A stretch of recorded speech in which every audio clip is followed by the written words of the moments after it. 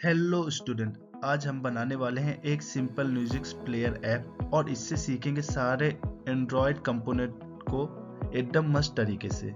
आज के वीडियो में आपको मिलेगा कॉन्टेक्स्ट क्या होता है, एक्टिविटी का पूरा लाइफ साइकिल, देन इंटेंट क्या होते हैं एंड देन सर्विस के तीनों टाइप्स एंड लास्ट वन हम कवर आउट करेंगे ब्रॉडकास्ट रिसीवर। तो सब कुछ एक साथ काम कैसे करता है हम उसको बारे में जानेंगे। ये वीडियो में एकदम एग्जाम प्रिपरेशन और लैब प्रैक्टिस के लिए नेक्स्ट लेवल है, तो वीडियो एंड तक देखना, नहीं तो कोडिंग में बहुत ज़्यादा कंफ्यूजन हो जाएगा। तो चलिए शुरू करते हैं। देखो स्टूडेंट, ऐप बनाने के लिए ये 4 चीज़ें आपको चाहिए। इसको आप अच्छे से समझ गए तो ऐप डेवलपमेंट में आप एकदम प्रो बन जाओगे। पहले है कॉन्टेक्स्ट। ये है सबसे इम्पोर्टेंट चीज़। कॉन्टेक्स्ट का मतलब है तुम्हारे ऐप का की, जिसमें तुम्हें मिलता है ऐप के सारे रिसोर्स जैसे कलर्स, स्ट्रिंग, इमेज और सिस्टम सर्विस के वाईफाई, लोकेशन।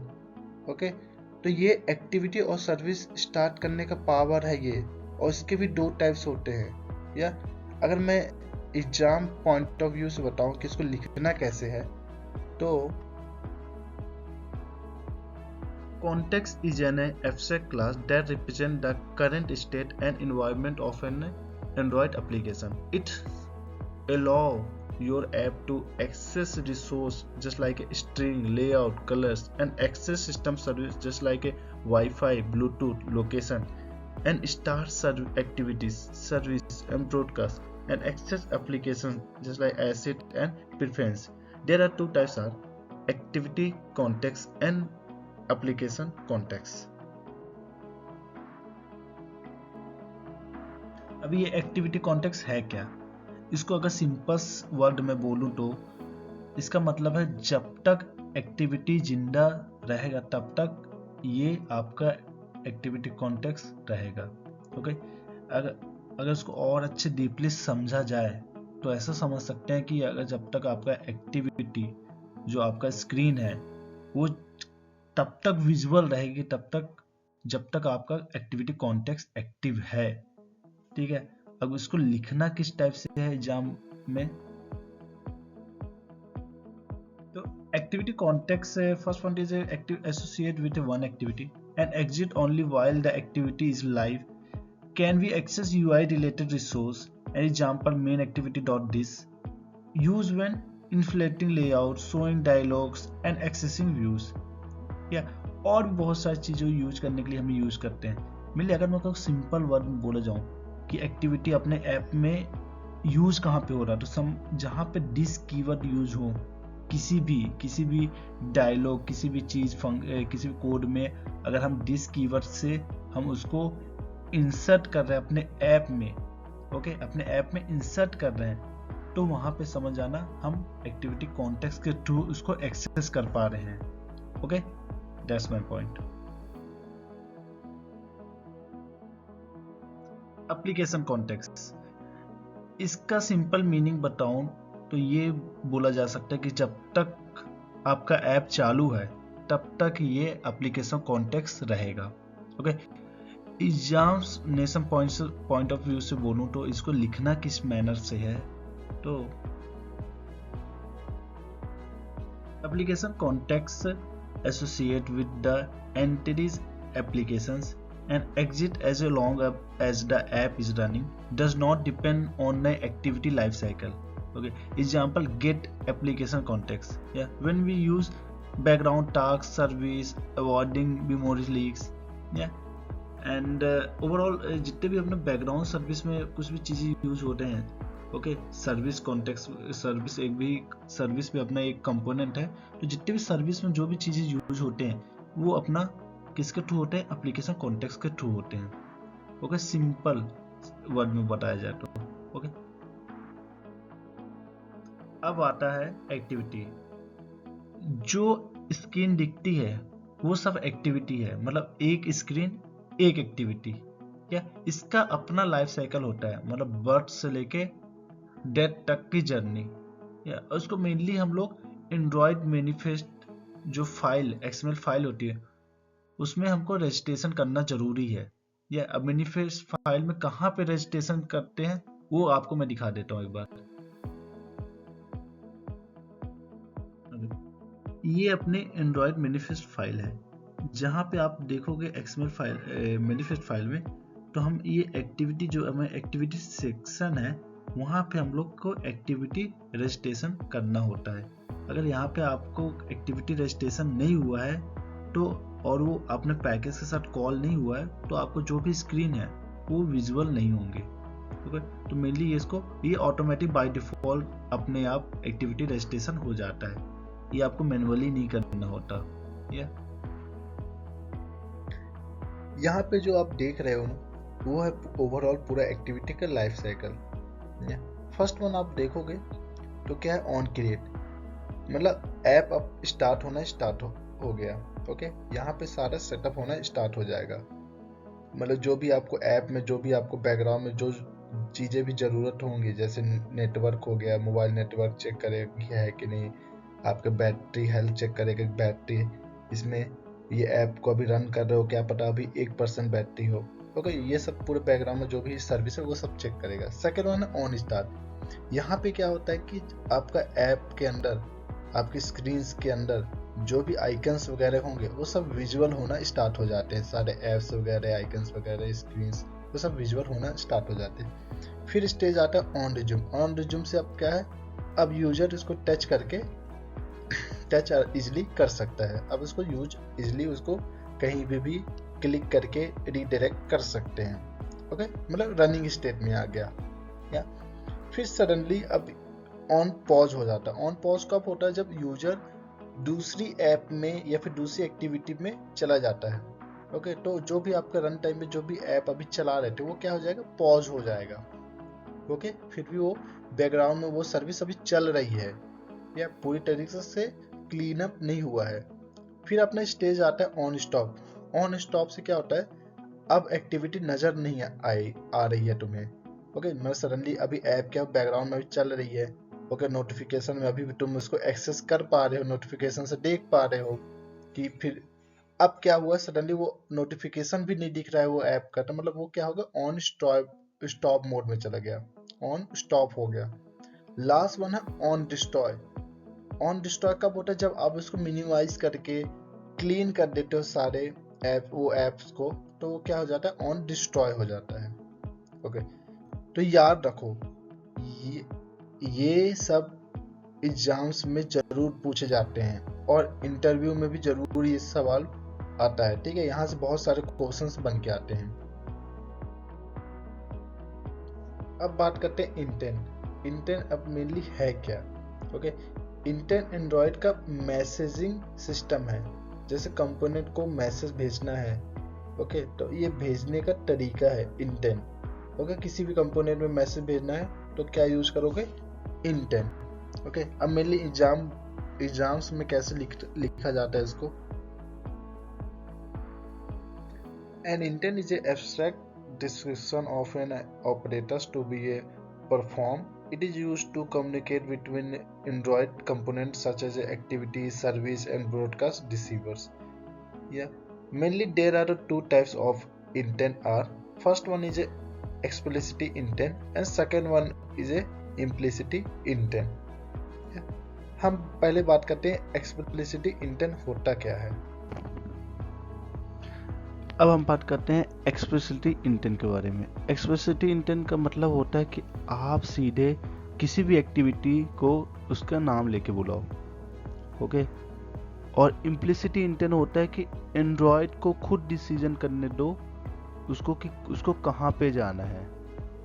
ओके, जैसे मैं एग्जांपल दूं तो ऐसा बोल सकते हैं कि ए एंड्रॉयड भाई कोई ऐप ढूंढ के दो जिससे मैं ये फाइल को शेयर कर सकूं। ओके, ये क्या हो गया, इम्प्लिसिट इंटेंट हो गया। एक्सप्लिसिट इंटेंट मतलब कि अगर मैं बात करूं कि मुझे डोमिनोज पिज्जा चाहिए, मतलब सीधे नाम लेके बुला रहे हो। इम्प्लिसिट मतलब कि सीधे मुझे ऐसा कोई बोल दो कि मुझे पिज्जा चाहिए। ठीक है, तो यहाँ पे सिचुएशन अलग है। एक्सप्लिसिटी में उसने खुद बोला है कि मुझे डोमिनोज पिज़्ज़ा चाहिए, तो डायरेक्ट वो डोमिनोज पिज़्ज़ा के पास चला जाएगा। इम्प्लिसिटी इंटेंट में क्या हो रहा कि उसको पिज़्ज़ा चाहिए, तो वो क्या करेगा, एंड्रॉयड उसको चॉइस करने के लिए एक बहुत सारे ऑप्शन देगा कि कौन से पिज़्ज़ा चाहिए। ओके, ये होता है अपना इम्प्लिसिटी इंटेंट होता है।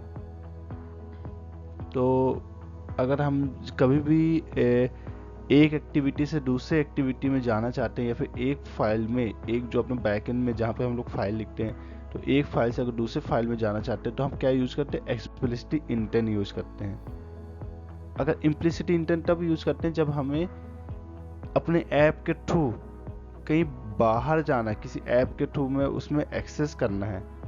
ओके, तो तब हम यूज करेंगे इम्प्लिसिटी इंटेंट को।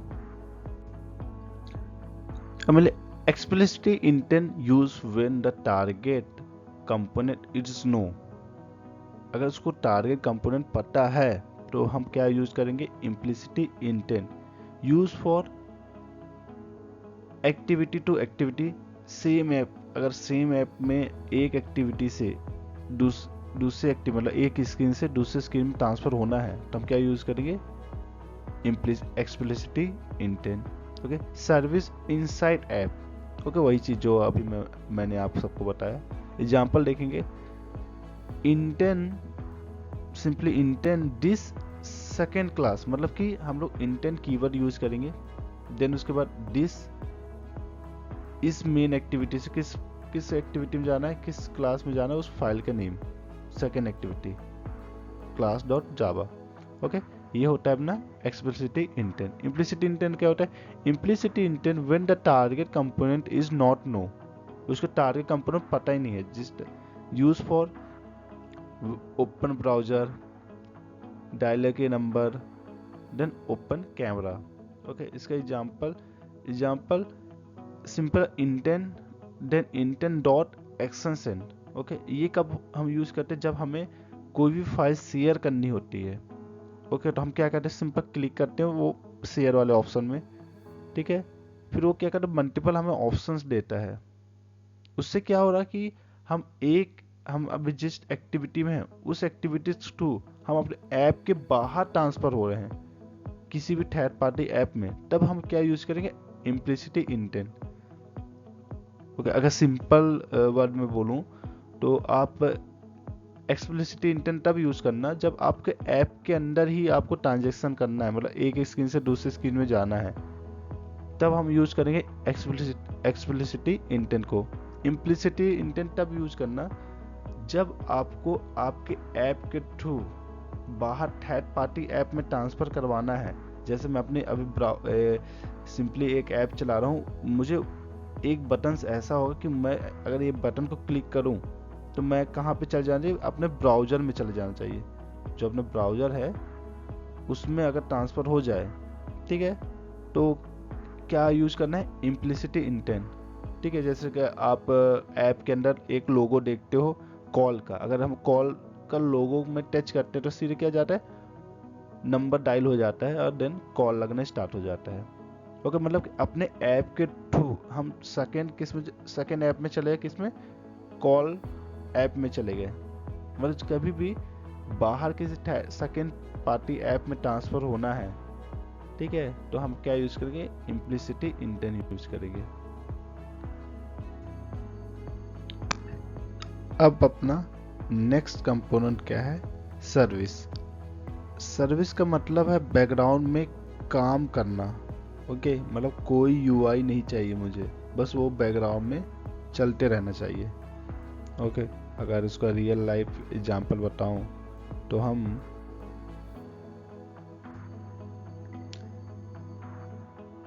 जैसे बैकग्राउंड में आपको म्यूजिक बजाना है या कोई फाइल डाउनलोड करना है, या बैकग्राउंड में कुछ भी चीज़ आपको सिंक के लिए क्या यूज होता है, सर्विस होता है।